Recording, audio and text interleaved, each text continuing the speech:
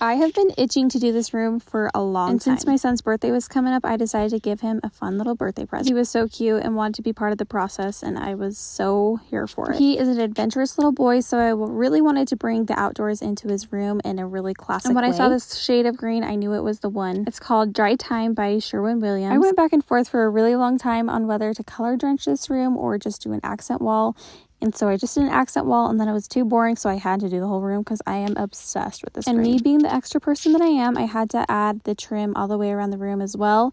But luckily I got this trim for $1 each at my local restore. I thrifted this gingham pillowcase about 2 years ago, and I was so excited to use it in his room. And I also found these pillows from Target that tie into his plaid curtains. And of course I had to add this thrifted throw blanket. I am obsessed with how this turned out. This green is amazing. It's such a vibe in his room, and he loves spending time in here coloring and just chilling. Doing this room was so fun, but there were a lot of details I had to leave out. So if you want to watch the whole video, go to my YouTube channel. Link is in my bio.